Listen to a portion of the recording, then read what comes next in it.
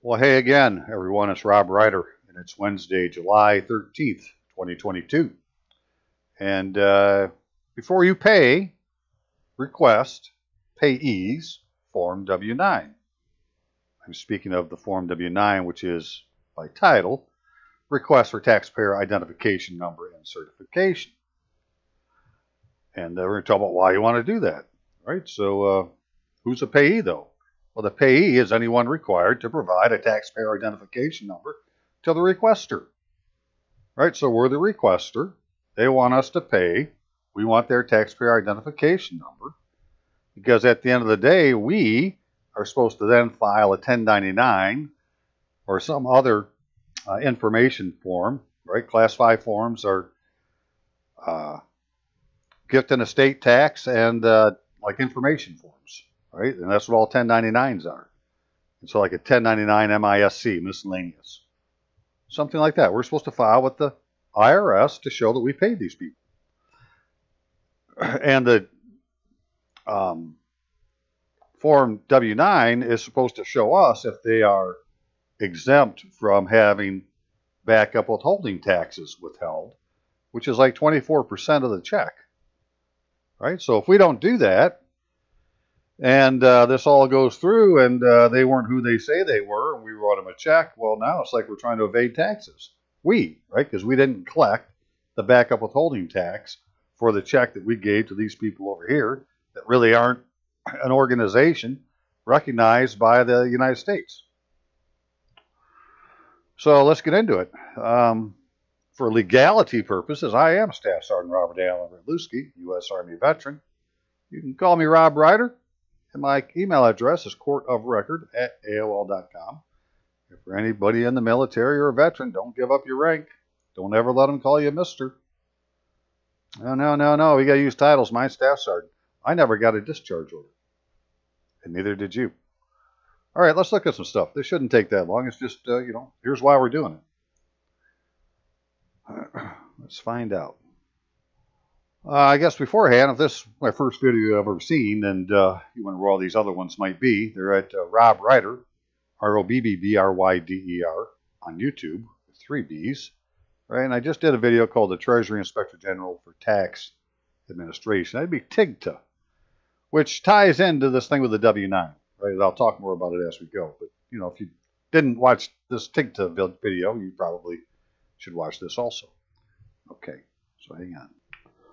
Alrighty now then, hey, this is the form, right? Form W-9, Department of Treasury, Internal Revenue Service. Now, the Internal Revenue Service's duty is to collect the revenue of the United States. That's what it has to do. And if the revenue is in taxes and the taxes aren't being collected because we didn't collect them, well, they could come after us. But if we can prove, well, these people aren't who they say they are, and they're the ones avoiding taxes, well, perhaps the IRS will go after them instead. And by them, I mean the people impersonating the county or the township or the city or the state or whomever, right? None of these entities, like the county of Kane, county of Kent, are actually the, a political subdivision of the state.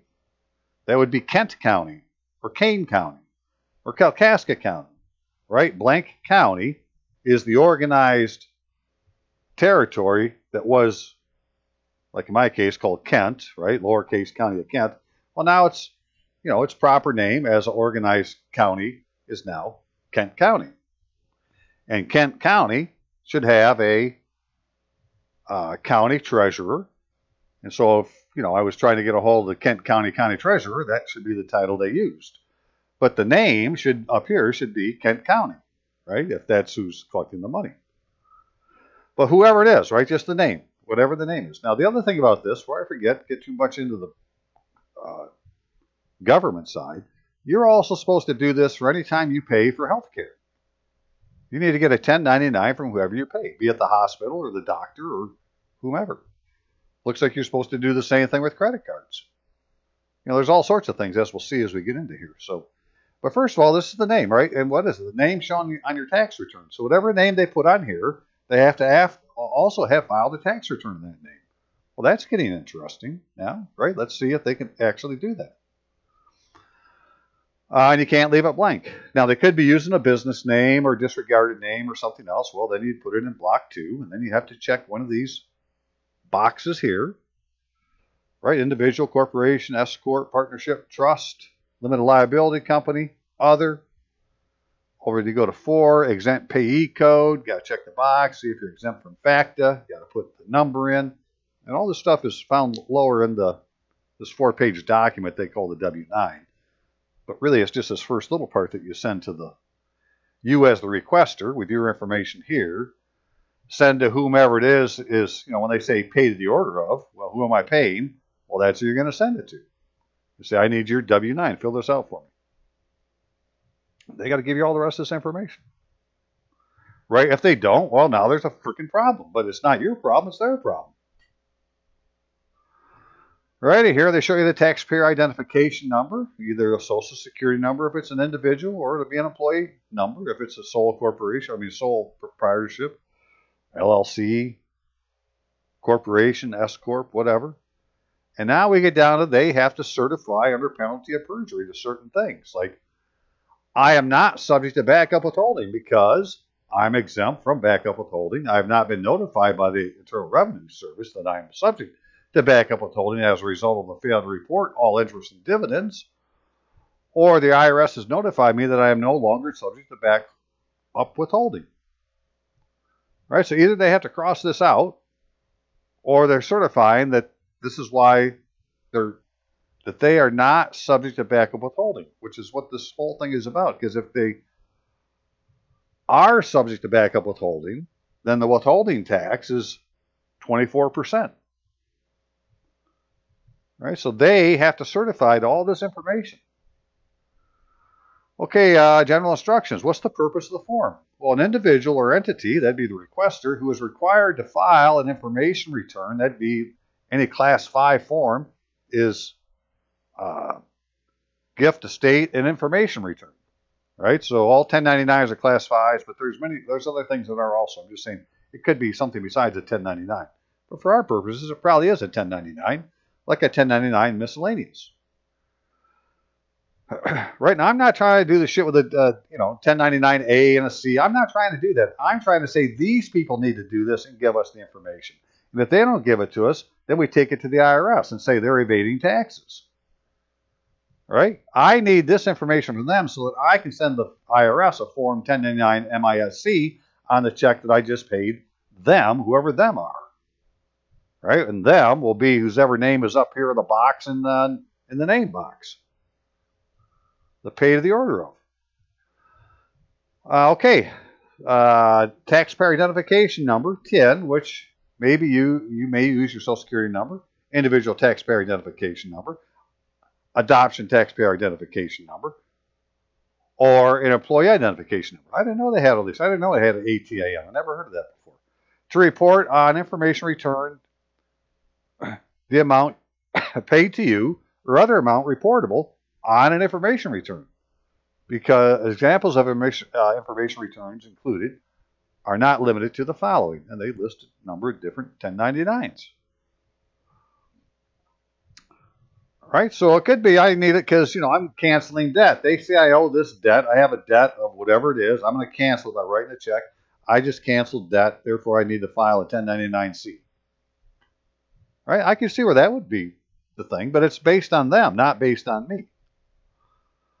Right? Use Form W-9 only if you are a U.S. person, including a resident alien, to provide your correct TIN, taxpayer identification number. If you do not return Form W-9 to the requester with a TIN, you might be subject to backup withholding. See what is backup withholding later.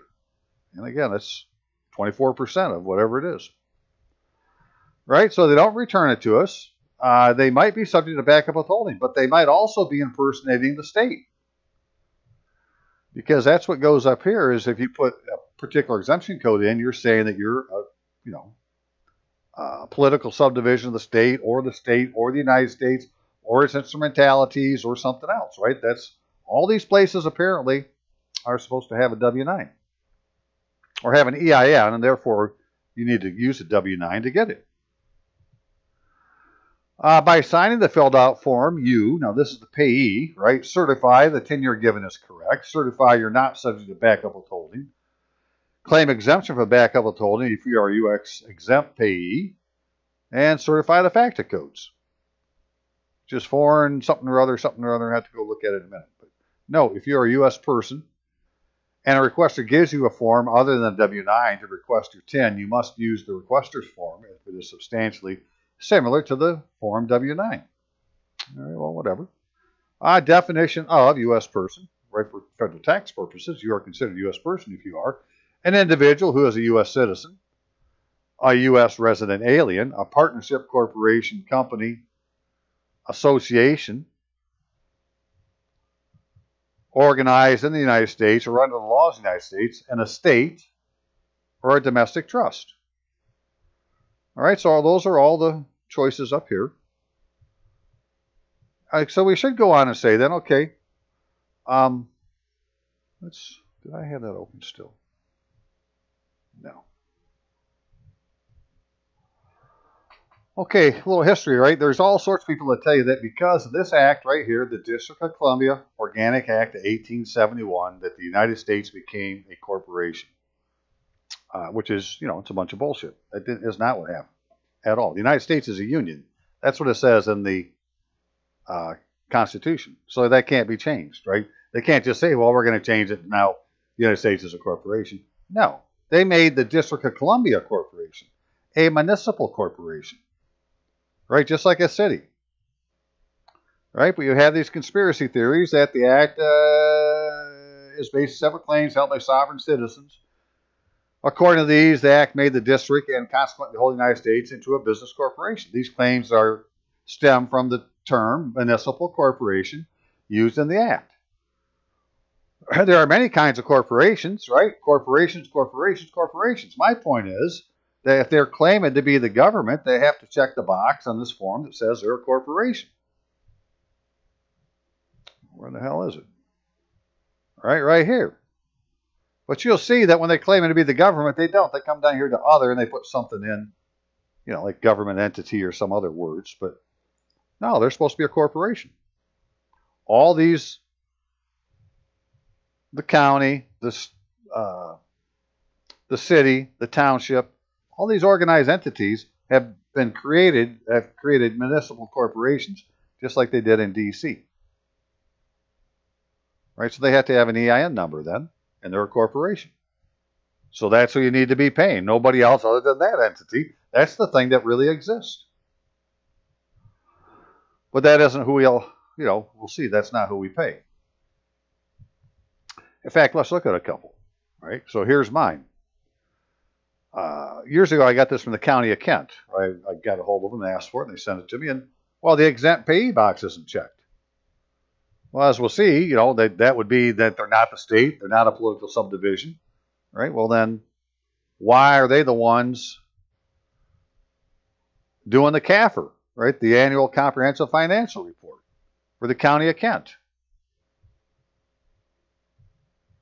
Well, it's because they lie, cheat, and steal. That's why, right? And they check the box out there, call themselves a government. They didn't say they were a corporation, but that's what they would be if they're claiming to be, the government, to sue and be sued in a particular name. So here's another one, though. All right, here's the University of Michigan. The regents of the University of Michigan, they say they're exempt because of number 3, which is state or political subdivision. C for FACTA. And then other, public entity. But public entity isn't one of the choices under 3. Then it goes down here to say Regents of the University of Michigan includes Michigan Medicine is an exempt organization under 501c3. Well, under 501c3, that's for public charities or private foundations. It's not for the government. Right? It's not a state code. That's like 170 or something like that. All right, so they're telling, oh, no, it's not required. I mean, this woman's lying, the tax advisor is lying on the front page. Don't call us and ask us for a W-9. We don't have to give you one. We don't, we're exempt. Well, that isn't what the government says. It's not what the IRS says. They may say it, We'll have to let them say it, but then we'll take it to somebody and say, hey, this is what they said. Now, here's one for Lee County Clerk of Courts, who says that she's a political subdivision, or whatever 3 is, right? Check the box, other government entity. Okay, well, Lee County Clerk of Courts, what's your EIN number? Because that's the name that has to be on the income tax return, and that's tied to the taxpayer identification number. Right? I'm telling you, there is no TIN, taxpayer identification number, for Lee County Clerk of Courts. But yet she's certified, and that she's not subject to backup withholding. So, now she put herself in the crosshairs of the IRS, because they're not passing through the revenue of the United States. They may be collecting it, but it's not getting to the United States, because these people are, impersonating who they are. Instead of it going to the United States, it goes into these funds, and the CAFR fund, it gets invested. And these people live off the dividends and the interest and shit. That's not been reported. Right? Now, something closer to home, right, would be like on your taxes, where the person being taxed for the property of Smith Dana R., which is not Dana Reed Smith's full legal name, and they're using a tax description which doesn't match the legal description that's on his warranty deed, and nor does the name match. So you're paying taxes for a name and a property description that doesn't match the name and the property description on the warranty deed that you have filed that says you're the owner of this property. Well, it gets worse, right? Make check or money order payable to, right? Pay to the order of Kalkaska County Treasurer. Right? So that's who you're supposed to write the check to. And if you don't, well, eventually it's the Kalkaska County Treasurer or your version of that will be taking you to foreclosure court. And, end up saying that they own the property. So, they're acting like the Kalkaska County Treasurer is acting like, they had a name for them on here, the foreclosing government unit, which is actually the state, unless the state has, certified somebody else. In other words, there's a paper trail saying, for this county, we're making this person the foreclosing government unit. So it's one thing to say it, it's another thing to prove it. And as it turns out, this form has been altered just all sorts of ways from the way it shows up online for the Michigan Department of Treasury, right? It's a forged, would it be counterfeit or forged? Which would you call it when they changed the form? One or the other, or maybe something else, but, that's what they did. Okay, let's go back and read a little bit more on these forms, right? So the backup withholding, well, what is it? It's persons making certain payments to you must, under certain conditions, withhold and pay to the IRS 24% of such payments. This is called backup withholding.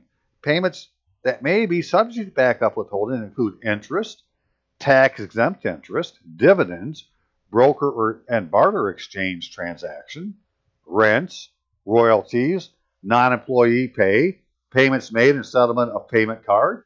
I'd say, well, that's like paying off your credit card. And third-party network transactions. Be like a debit card.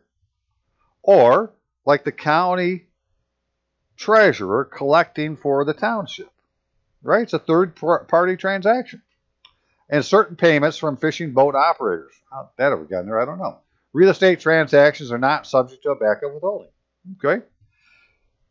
You will not be subject to backup withholding on payments you receive if you give the requester your correct TIN. Make the proper certifications and report all your taxable interest and dividends on your tax return. And of course, that's what they're not doing. Payments you receive will be subject to backup withholding if you do not furnish your TIN to the requester, you do not certify your TIN when required, the IRS tells the requester that you furnished an incorrect TIN, the IRS tells you are subject to backup withholding because you did not report all your interest and dividends, you do not certify to the requester that you are not subject to backup withholding under 4 above, or certain payees and payments are exempt from backup withholding, see exempt code, and separate instructions for a requester of Form W-9 for more information, because they have a whole nother book on how to be the requester on a W-9 form. So what is FACTA, Foreign Account Tax Compliance Act? Well, we could get into that, but I'm going to have them on something else earlier, so I'm not really too worried about it right now. Right? I'm going to say you didn't give that you with that name. That's not your TIN number. I'm taking your ass to the IRS. Right? For impersonating a frickin' state or political subdivision, whatever it is. Updating your information, right? So penalties. Fail to furnish a TIN. You fail to furnish your correct TIN to requester. You are subject to a penalty of $50. So penalties come from court cases. So it means there would be a court case against you that you lost, and now you're subject to $50. It could be an administrative court case, but some kind of adjudicative thing happened before you could be guilty of it, or guilty and have to pay a penalty. Civil penalty for false information with respect to withholding. If you make a false statement with no reasonable basis that results in no backup withholding, you are subject to a $500 penalty. And criminal penalty for falsifying information. Willfully falsifying certification or affirmations may be subject you to criminal penalties, including fines or imprisonment. Well, so once they did this and signed the damn thing and they certified to this stuff, they're in the crosshairs of the IRS as far as I'm concerned. We need to put them there, but we have the proof by the W-9. So what do you got to do? Well, in line 1, you must enter one of the following on the line. Do not leave this line blank. The name should match the name on your tax return. That's simple enough. Then, if you're an individual or sole proprietor, or partnership, or other entities, disregarded entities, right, other entities, enter your name as shown on required U.S. federal tax documents on line 1. So they have to have a tax return and the same name as they give you on the W-9. If you have a business name or trade name or DBA, we can put that on line 2. On line 3, check the appropriate box for the federal tax classification. All right, corporation, we check the box for corporation. Okay, municipal corporation is a corporation. Check the corporation box.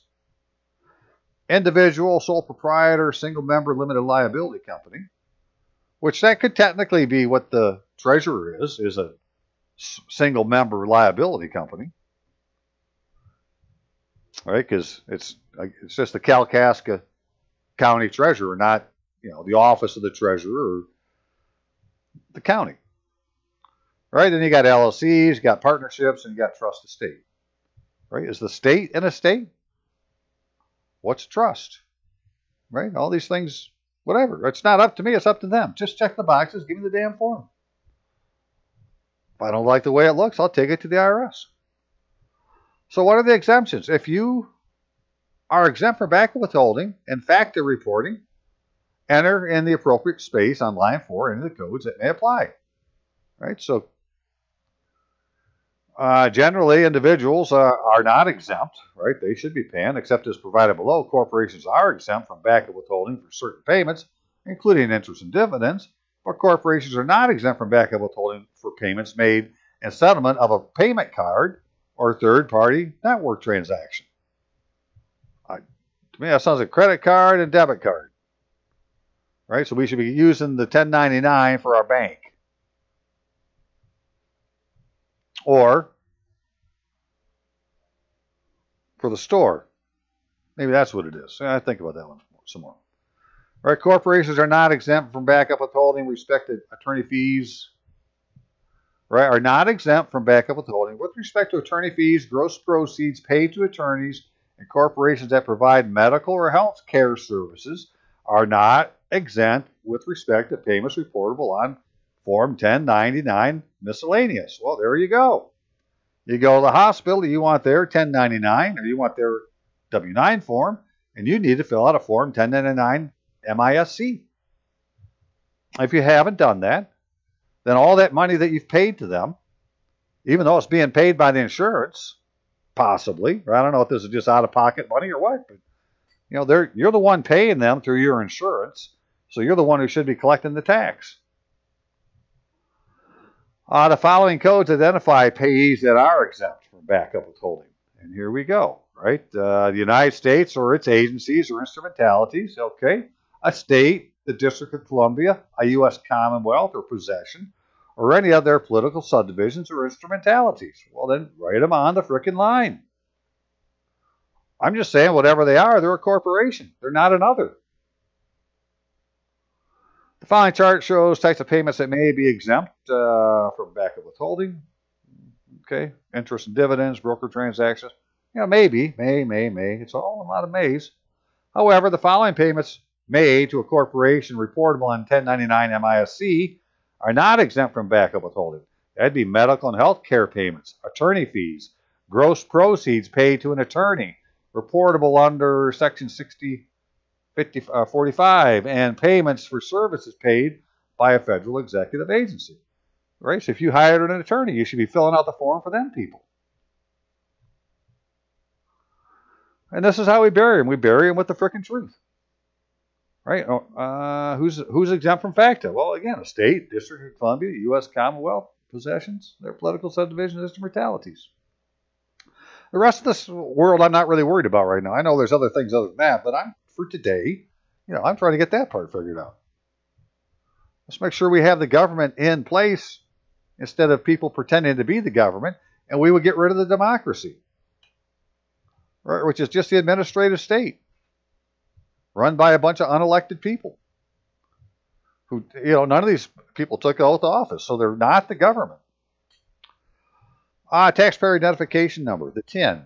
Enter your PIN. So part 1, enter your PIN in the appropriate box, right? So that's simple enough. Enter applied for if you've applied for one. Okay, certification to establish to the withholding agent, right? That's you. To establish to the withholding agent that you are a U.S. person or resident alien, sign the form W-9. Well, who are they going to give it to? They're going to give it to you. That makes you the withholding agent. Right? We've not been withholding these people's pay. I mean, we shouldn't even have to do this because they should be able to check the box if they're really the government, but they're not. And so, we're not been collecting the United States revenue. Well, that's what the IRS is interested in. We're supposed to be the withholding agent of these places that have bogus numbers and so forth. And then it goes through things that, real estate transactions. You must sign up for certification, must cross out 2 above. What's that for here? Now, this is certification. Complete certification as indicated, items 1 through 5. Real estate transaction, you must sign the certification. You may cross out item 2 of the certification. Why? Because you are not, apparently, you're not exempt. So, this would go with the bank. Who's the lender that's supposed to have lent you the money for your house? You need to get a 1099 from them because that's who you're supposed to have paid. All right, that'll put an end to your mortgage. Okay, what name and number to give the requester? Well, they, go through what they are, and we can see what it is. It's just you're either given an EIN or an SSN.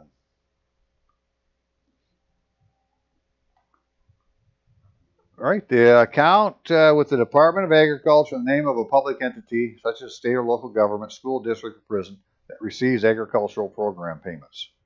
All right, put their name. All right, well, their name isn't County of Kent.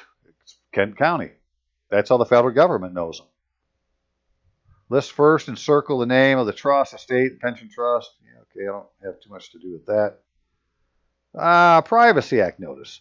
So Section 6109 of the Internal Revenue Code requires you provide your correct TIN to persons, including federal agencies, who are required to file information returns with the IRS to report interest, dividends, or certain other income paid to you, mortgage interest you paid, the acquisition or abandonment of secured property, the cancellation of debt, contributions you made to IRA, ARCH, or MSA, or HSA.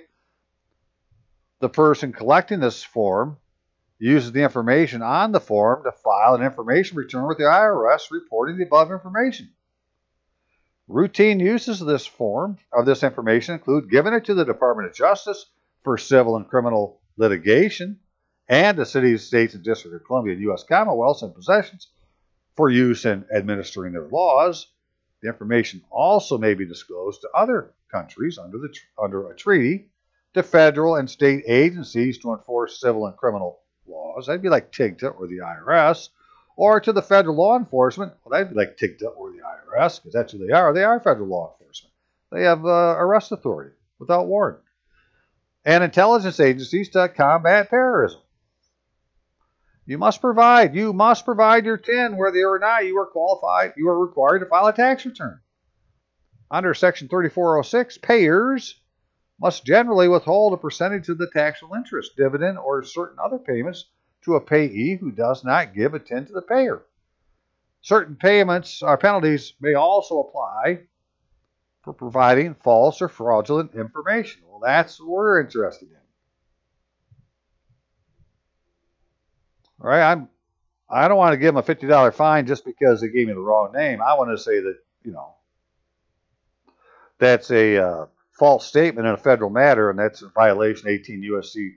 1001 or some other section, whatever it takes to get the ball rolling, and have the IRS say, well, hey, that's probable cause. We can go ahead and arrest them. Okay, so they got this thing here called the instructions for the requester of a Form W-9. Well, that would be us. Right? What's new? Backup withholding rate. The backup withholding rate is 24%. Backup withholding liability. If you do not collect backup withholding from affected payees as required, you may become liable for any uncollected amount. That's you.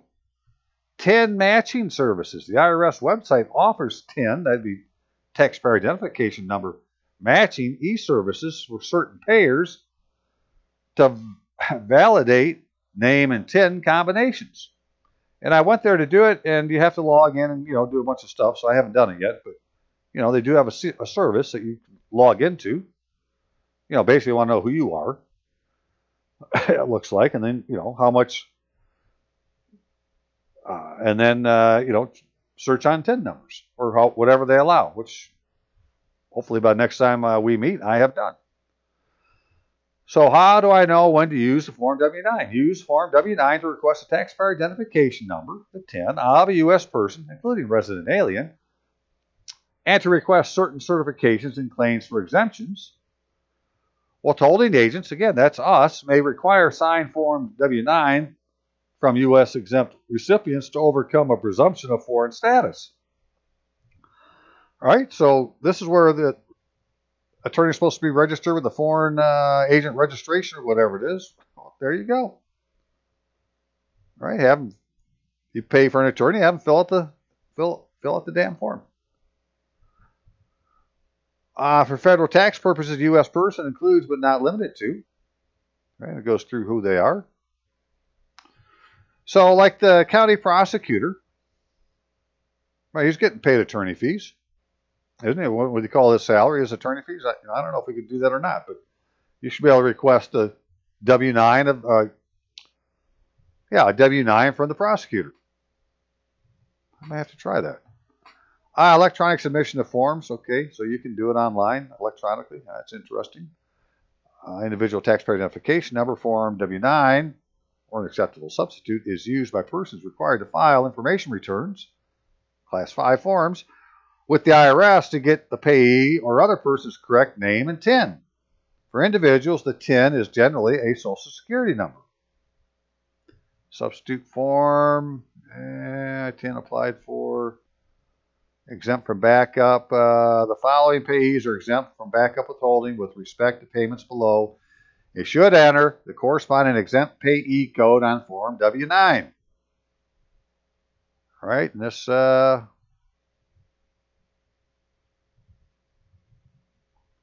here, box 4. You may rely on the payee's claim of exemption unless you have actual knowledge that the exempt payee or code classification selected are not valid or inconsistent with each other. In that case, you may rely on the W-9 for purpose of obtaining the payee's TIN, but you must treat the payee as non-exempt. If the payee failed to enter an exempt payee code, but the classification selected indicates the payee is exempt, you may accept the classification and treat the payee as exempt unless you have actual knowledge that the classification is not valid. right? So you can put it in, take it the way you give it, and then do your thing with the 1099, send it to the IRS, and they'll figure out if everything is right. Right? So I don't know. They gave it to me. That's what they gave me. I'm going to, do what I'm supposed to do and send the 1099 in. But I'm just saying with most of these things, it's so obvious they're wrong that I just want to go to the IRS and say these people are impersonating the government. If the payee is not exempt, you're required to back up withhold on reportable payments if the payee does not provide a 10 in the manner required or does not sign certification, if required. And here's the ones that don't, right? State, again, Commonwealth, political subdivisions. Well, we're not dealing with those people. We're dealing with people pretending to be those people. Payees listed 1 through 5 are generally exempt. However, the following payments made to a corporation reported on Form 1099-MIS are not exempt from backup withholding. Medical and health care payments and attorney fees paid to an attorney reportable under Section 60545. So if you've ever hired an attorney, right, you need to get their W-9 from them. Payments for services paid by a federal executive agency and payments made in settlement of payment card, right? Is that a credit card or debit card? Third-party network transaction? That's what it sounds like to me. Payments exempt for backup withholding. Payments are not subject for information reporting. Also are not subject for backup withholding. For details, see these particular sections. Okay, well, I'm just going to assume they are. But then it goes down to say the ones that aren't, and one is wages. All right, the following payments generally are exempt from backup withholding, and one of them is wages, which gets reported on a W-2, which is a Class 5 form that gets sent to the IRS. And then they give you copies. And then you stick it on a form and send it in. But the IRS already got a form. They got the original form. Right? That whole thing with the, using your W-2 on a 1040, which is a Class 2 income tax form, and the W-2 is a Class 5 gift and estate information form, just doesn't make any sense. Payees and account holders exempt from FACTA. Again, that's for some other time. Names and intends to use for reporting. Show the full name and address as provided on Form W-9 on the information return filed with the IRS and on a copy furnished to the payee. Notices from the IRS. The IRS will send you a notice of the payee's name and TIN on the information return you filed do not match the IRS's records. They actually got a book for that, right? That's this one right here. I don't know if I'm going to have time to go through it, but right, backup withholding for missing and incorrect names and TINs. And it's, where the heck's the name of the publication 1281.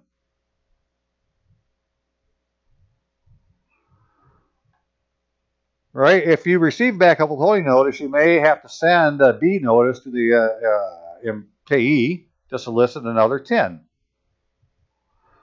Okay, yeah, it's talking about this B notice to pay and solicit another 10. Publication 1281, backup withholding for missing and correct names, 10s, contains copies of the 2 types of B notices. Well, let's just take a quick look. Sure enough, here's the first B notice, right, which is this page here, down to here, right? So 17. So in the IRS 1281 manual, it's page 17, 16, and 15. That's the first one, right? First B notice. And then second B notice. So these are the notices they're talking about here that the IRS gets a hold of you. You need to send to the payee to find out what's going on. If you receive a penalty notice, you may also have to send a solicitation to the payee. See publication 1586, reasonable cause, regulations, and so forth.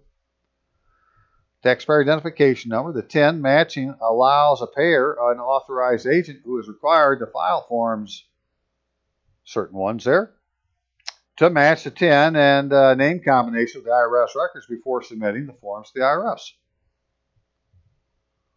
10 matching is one of the e-service products that is offered and accessible through the IRS website. additional information. For more information on backup, see 1281. So just real quick, this is 1281, and right, backup withholding for missing and incorrect names and TINs. And yeah, it's got all this stuff here. Yeah. Right, first, well, that's the flow charts. Where's the? They don't really show them in here because they don't have the numbers in here. But it's like between 13 and 19. Just real quick again.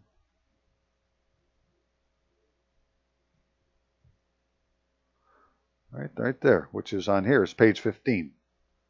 Right? First B notice. Well, this is where IRS matching process, I guess this all goes together. So anyways, you know, that's where we're at. That you really want to start asking for these things because we need to fill out a 1099 and send it to the IRS. And if not, well, then we didn't do our part, and the IRS is going to come after us. So more on that later. You know, I'm just saying, if you've hired an attorney or you've done any of the things that we've seen here, been to the doctor or whatever, you know, went and paid your property taxes, and it says blank county treasurer, well, you want that person's W-9. Very good. You'll have a great day, and I hope you found it useful. And when I know more, I'll come back and have another visit. We'll see you.